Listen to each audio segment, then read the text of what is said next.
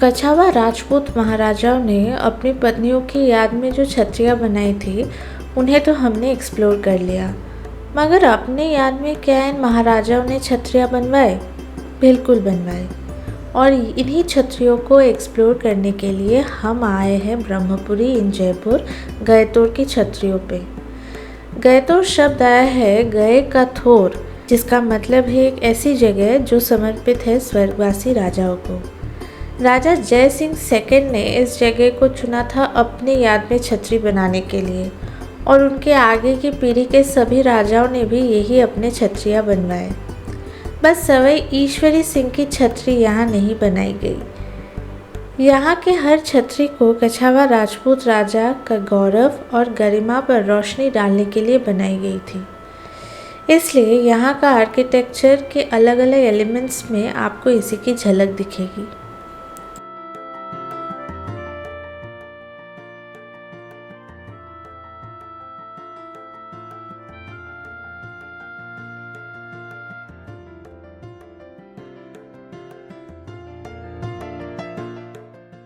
गयतोर complex में कुल 3 आंगन बने हैं। इस कॉम्प्लेक्स के अंदर आते साथ ही हम देखते हैं सवाई माधो सिंह सेकंड की छतरी। ये छतरी शायद इस कॉम्प्लेक्स की सबसे बड़ी और अलंकृत छतरी है। इस छतरी में लाल बलुआ पत्थर यानी रेड सैंडस्टोन और मार्बल दोनों का इस्तेमाल किया गया है। छतरी के एंट्रेंस पे 2 सींग यानी लायन की मूर्ति भी बनाई गई है। थोड़ी दूर आगे बढ़ते साथ ही आपको इस छतरी की सजावट दिखने लगती है।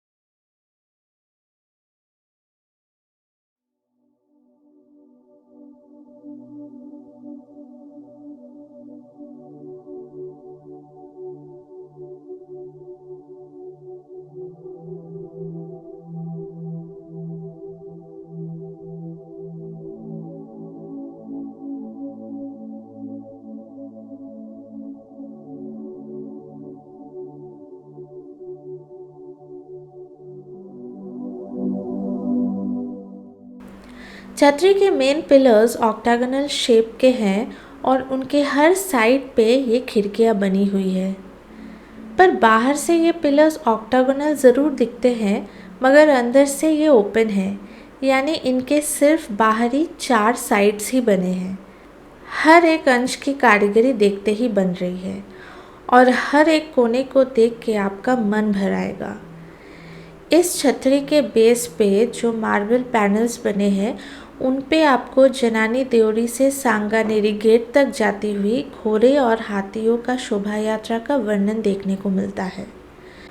सवाई माधो सिंह सेकंड के छतरी को क्लोजली ऑब्जर्व करने के बाद और उसके आर्किटेक्चर के अलग अलग पहलुओं को जानने के बाद हम डेफिनेटली आपको रेकमेंड करेंगे कि आप इस पहले वाले आंगन से दूसरे आंगन चले जाएं। वहाँ पे जो चबूतरा बना है वहाँ सीढ़ियों के सहारे आप उस चबूतरे के छत पे चढ़े। छत से आपको सवाई माधो सिंह सेकंड के छतरी की बर्ड्स आई व्यू मिलती है। यहाँ से अगर आप इस छतरी को देखेंगे तो आप समझ पाएंगे कि ये छतरी 2 लेवल्स पे बने हैं। जो पहला लेवल है वहाँ पे बना है आउटर कोर्टयार्ड और फिर अंदर है इनर कोर्टयार्ड। इनर कोर्टयार्ड में भी आप काफ़ी अच्छे से घूम सकते हैं, क्योंकि वहाँ जो ऑक्टागोनल पिलर्स बने हैं और उन पिलर्स के जो बाहरी हिस्सों में जो खिड़कियाँ बनी हैं अंदर से, वो सब आप अच्छे से एक्सेस कर पाएंगे, अच्छे अच्छे फ़ोटोज़ ले पाएंगे। उसके बाद आप पहले लेवल पे देखेंगे कि एक क्लोज्ड कक्ष बना है जो आई थिंक बेसिकली इस समाधि का मेन एलिमेंट है। इस कक्ष के दीवार पे भी अलग अलग डिज़ाइंस बने हैं, मगर ये चारों ओर से क्लोज्ड है। दूसरे लेवल पे आप देखेंगे कि कॉर्नर्स पे 4 बड़े बड़े छतरियाँ बनी हैं और बीच में एक उससे भी बड़ी छतरी बना है। 4 कॉर्नर्स पे जो बड़ी बड़ी छतरियाँ बनी हैं उनके बीच में भी कुछ छोटी छोटी छतरियाँ बनाई गई है। तो ओवरऑल अगर आप इस छतरी का डिज़ाइन इस चबूतरे के छत से ऑब्ज़र्व करेंगे तो आप देखेंगे कि क्यों इसे इस कैंपस की सबसे खूबसूरत छतरी कहा जाता है। इस छतरी में कई सारे अलग अलग एलिमेंट्स हैं जिनको एक साथ लाया गया है और इसी बात की वजह से ये छतरी बहुत ही सुंदर लगती है, दूर से भी और पास से भी। सवाई मान सिंह सेकंड और भवानी सिंह की छतरियाँ भी इसी आंगन में बने हैं और आकार में छोटे ज़रूर है, मगर खूबसूरती में दूसरे छतरियों से कम नहीं है। इसी आंगन में है सवाई पृथ्वी सिंह और सवाई जगत सिंह की छतरी। इनकी छतरियाँ आकार में छोटे हैं, शायद इसलिए कि इनका शासनकाल इतने लंबे नहीं रहे।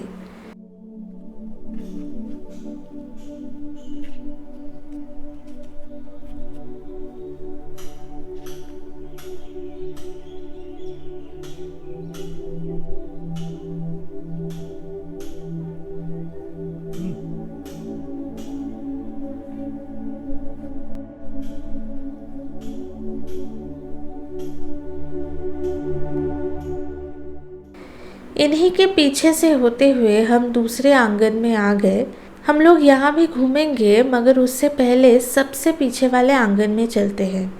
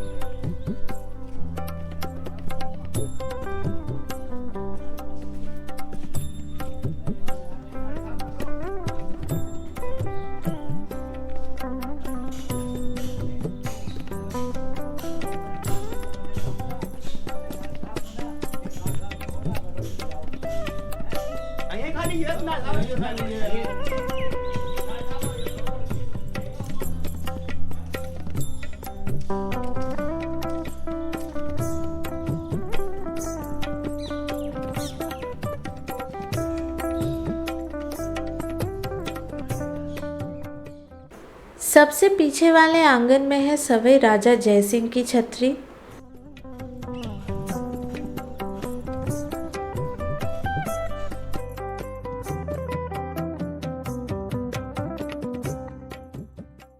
उनके छतरी के पीछे है सवाई राम सिंह की छतरी। दोनों के आर्किटेक्चर लगभग एक जैसे हैं। जय सिंह सेकंड की छतरी को पॉसिबली मकराना मार्बल से बनाई गई है। दोनों के छतरी के बेस और गुंबद पे आपको युद्ध और शिकार के अलग अलग वर्णन देखने को मिलेंगे। इसी आंगन में बनी है सवाई पृथ्वी सिंह की छतरी भी।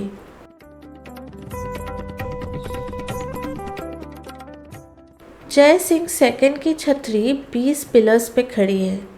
पिलर्स के ऊपर बने ब्रैकेट्स जो छत को सपोर्ट कर रही है, उन पे हाथी के सूंड जैसे डिज़ाइंस बने हैं। पिलर के निचली और ऊपरी भाग दोनों में अलग अलग फ्लोरल पैटर्न्स आपको दिखेंगे और इन्हीं पिलर्स पे आपको अप्सरा म्यूजिशियंस के कार्विंग्स भी नज़र आएंगे। गुंबद के अंदर युद्ध और शिकार के अलावा हिंदू महाकाव्यों के कैरेक्टर्स आपको दिखेंगे, जैसे कृष्णा, राम, शेषनाग, समुद्र मंथन एट्सेट्रा। छतरी के बेस पे भी फ्लोरल पैटर्न्स, अलग अलग जानवरों की कार्विंग्स और रॉयल फैमिलीज़ द्वारा खेले जाने वाले गेम्स जैसे हॉर्स पोलो की भी डिटेल कार्विंग्स यहाँ दिखती है। क्योंकि सवाई जय सिंह सेकंड मुग़ल दरबार के मनसबदार रहे थे, उनकी छतरी की ये कहानियाँ उनके निडर चरित्र को दर्शाता है।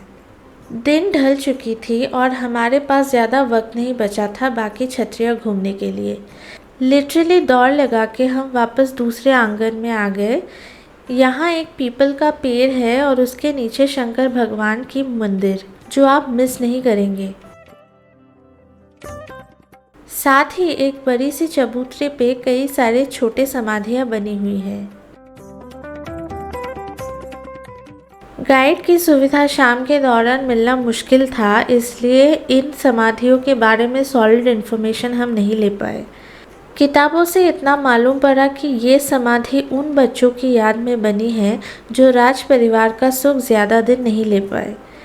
इन्हें कहते हैं दास दासियों के परदायित्व का स्मारक। कुल 14 समाधि यहाँ मौजूद है और ठीक इनके बीच एक बड़ी सी छतरी बनी है जिसके बारे में कोई ऑथेंटिक इन्फॉर्मेशन हमें नहीं मिलती। हमने गायतोर का कैंपस घूम तो लिया, मगर हमारे इस विज़िट में कुछ लर्निंग्स रहे।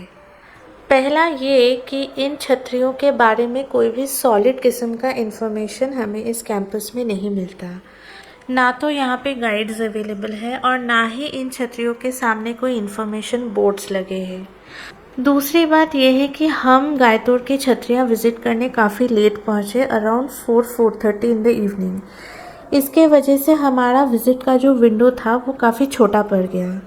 अब सुबह के वक्त जब ये कैंपस ओपन होता है, उस वक्त से लेके शाम के 4 बजे तक कोई गाइड वहाँ अवेलेबल रहता है या नहीं, ये हमें मालूम नहीं पड़ा। बट हमें यहाँ पे कोई भी गाइड नहीं दिखे। इस वजह से यहाँ पे जो टूरिज़्म एक्टिविटी है ये काफ़ी हद तक रिस्ट्रिक्ट हो जाता है, क्योंकि इस जगह के बारे में नेट पे या ऑन साइट अवेलेबल नहीं है। इस वजह से यहाँ जितने भी टूरिस्ट्स इन फ्यूचर आने वाले हैं उनको इस जगह की हिस्ट्री, यहाँ के स्टाइल ऑफ आर्किटेक्चर के बारे में ज़्यादा इन्फॉर्मेशन नहीं मिलेंगे। देखने के लिए तो हम यहाँ पे डेफिनेटली आ सकते हैं, बट देखने के साथ साथ अगर उस जगह के इतिहास के बारे में भी हम साइमल्टेनियसली जान पाए तो विज़िट हमारा और ज़्यादा पुख्ता रहेगा। हमारी यही रिक्वेस्ट रहेंगी राजस्थान या जयपुर टूरिज़्म से और जो प्राइवेट एंटिटी इस जगह को मेंटेन कर रही है उनसे, कि यहाँ पे कुछ इन्फॉर्मेशन बोर्ड्स इंस्टॉल किए जाए या यहाँ पे कोई डेडिकेटेड गाइड सर्विसेज स्टार्ट किया जाए, ताकि यहाँ जो टूरिस्ट्स आएंगे उनको इस जगह के बारे में बेहतर इन्फॉर्मेशन मिल सके।